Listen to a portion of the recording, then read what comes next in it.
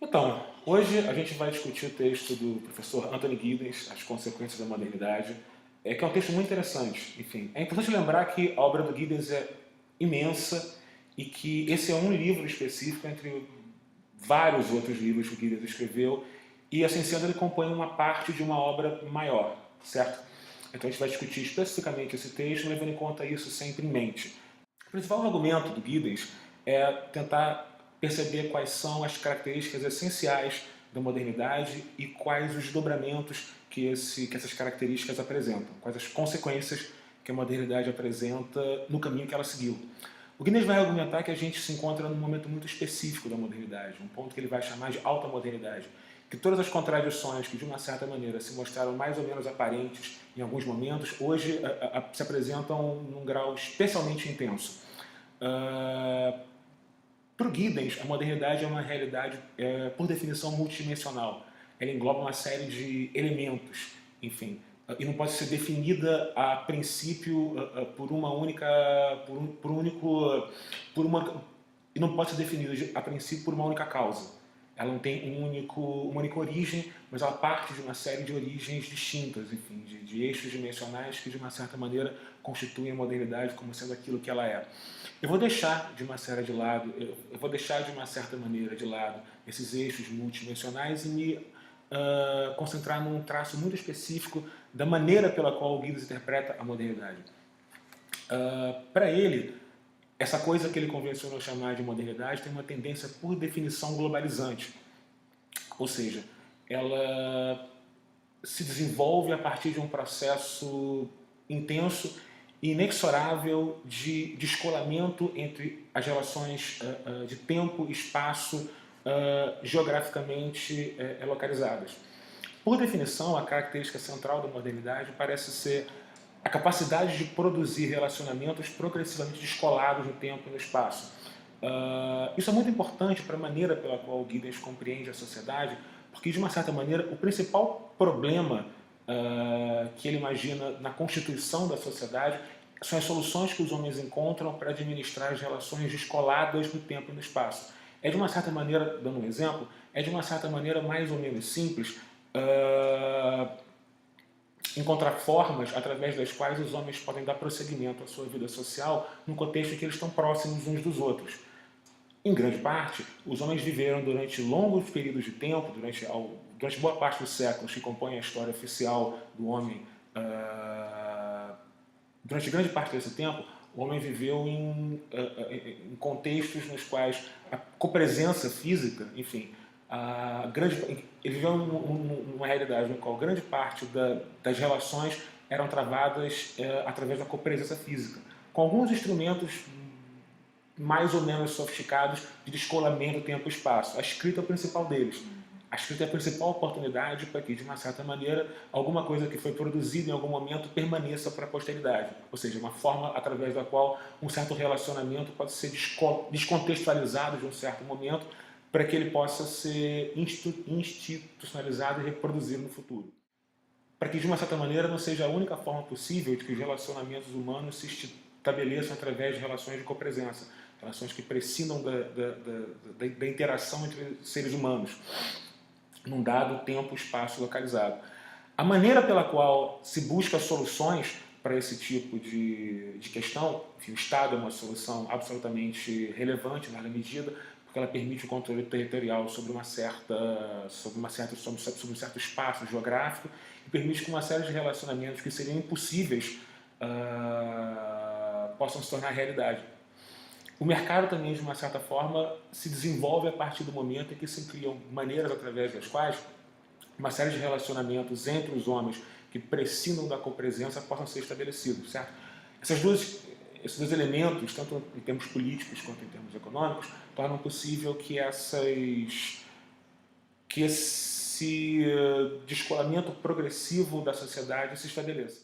Assim sendo, a principal questão a se imaginar para interpretar o mundo moderno são quais são as várias oportunidades através das quais essas relações de copresença são desencaixadas, ou seja, elas são retiradas do contexto original que existe nessa unidade fundamental de relacionamento que é a interação social entre duas ou mais pessoas, a maneira pela qual elas são, de uma certa maneira, retiradas desse contexto original, a maneira pela qual elas são desencaixadas, para serem, posteriormente, em circunstâncias diversas, através de ferramentas que permitam essa separação no tempo e no espaço, reencaixadas, certo?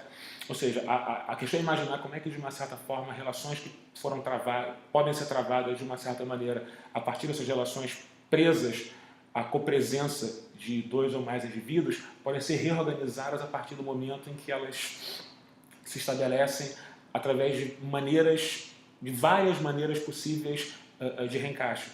Os meios de comunicação oferecem uma oportunidade absolutamente ímpar de oferecer oportunidades de reencaixe. A gente pode ver um acontecimento histórico diversas vezes através dos meios de comunicação, não importa o quão distante a gente esteja no tempo daquilo que aconteceu no passado. A gente pode ver diversas vezes alguém morrer, alguém importante morrer. A gente pode ver diversas vezes os atentados do 11 de setembro. A gente pode ver diversas vezes o Senna morrer. A gente pode ver diversas vezes coisas que aconteceram no passado se tornarem de novo realidade no presente, na medida que a gente assiste aquilo através da tela da televisão, por exemplo, que é um mecanismo de reencaixe absolutamente relevante. Nesse sentido, tem uma questão que é absolutamente essencial para entender como esses mecanismos de desencaixe, de reencaixe ocorrem, que o Giddens descreve através de dois conceitos que para ele são muito importantes nesse texto. É a ideia de fichas simbólicas e de sistema peritos. Uma ficha simbólica é um instrumento que torna possível um tipo de relacionamento absolutamente descontextualizado. Ou seja, ele é um exemplo de desencaixe por definição. Talvez um exemplo seja melhor para deixar as coisas claras. O dinheiro é, por definição, uma ficha simbólica com características ímpares. Pela seguinte razão: ele torna possível que qualquer tipo de relacionamento seja estabelecido entre as pessoas. Não com base nas qualidades daquilo que se espera negociar ou trocar, mas com base meramente na quantidade de unidades monetárias que estão sendo negociadas em um certo momento. Não importa o que você comercializa e não importa com quem você troca. Importa que existe um meio absolutamente abstrato que torna possível que a relação entre pessoas distintas seja estabelecida. Não importam, de uma certa maneira, as crenças que as duas pessoas tenham, e não existe nenhuma barra. E quando você aceita o fato de que qualquer objeto possa ser trocado por dinheiro, não estão em jogo mais as crenças que uma pessoa possa ter e a outra não, se elas creem em deuses diferentes, ou se elas partem de princípios morais distintos. Quando elas estabelecem uma certa relação que possa ser mediada através do dinheiro, compra de forças de trabalho, por exemplo, elas concordam no fato de que elas vão trocar unidades absolutamente abstratas entre si. Então, essa é uma característica fundamental desse elemento que o Giddens chama de ficha simbólica. Ele permite relações sistematicamente descontextualizadas. Não é à toa que, ao forjar esse conceito, ele está retomando uma ideia fundamental do velho Marx. Enfim, e não é à toa que o dinheiro é o exemplo fundamental das fichas simbólicas. Ao mesmo tempo, esses relacionamentos desencaixados da modernidade tornam absolutamente imprescindível que existam sistemas peritos que operam através de uma forma mais ou menos racional de conduta, que em grande parte não está disponível para grande parte das pessoas que lidam com elementos usuais do mundo lá fora. Ninguém, de uma certa maneira, conhece física na hora que liga o motor de um carro, mas isso não impede que você ande para cá e para lá de automóvel. Ninguém compreende a maneira pela qual funciona o e-mail, mas isso não impede que você passe mensagens entre as pessoas com as quais você precisa se comunicar. Você acredita de uma certa maneira e confia, e o elemento absolutamente essencial da modernidade é a confiança. Você confia de uma certa forma de que aqueles sistemas, em relação aos quais você não domina o funcionamento, que você não poderia dominar o funcionamento, porque ele envolve, em larga medida, uma série de conhecimentos que são impossíveis de ser conhecidos por um único ser humano, mas que, em última análise, é absolutamente imprescindível que eles estejam presentes para que essas relações desencaixadas da modernidade possam acontecer. se todo mundo tivesse que entender a cada momento que liga a lâmpada da luz, que aquela energia foi produzida através do dínamo que girou numa hidrelétrica a 150 mil quilômetros de distância, seria absolutamente impossível ligar e desligar algum aparelho elétrico. Então, de uma certa forma, essas relações modernas, essas consequências da modernidade passam por esse progressivo aumento da abstração e por essa constante e inexorável necessidade de estabelecer relacionamentos entre as pessoas que passam por esses instrumentos absolutamente abstratos de se relacionar com o mundo e com as coisas.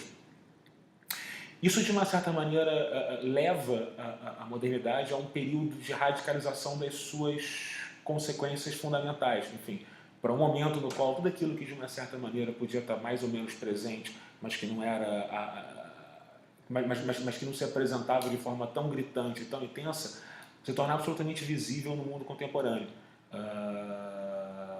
Então, essas são, de uma certa maneira, as características fundamentais do trabalho do Giddens, no que diz respeito a esse texto específico, levando em conta que esses conceitos são um retrato da obra desse autor e que dizem respeito a alguma coisa que se constituiu ao longo de muitos anos numa obra complexa e multifacetada.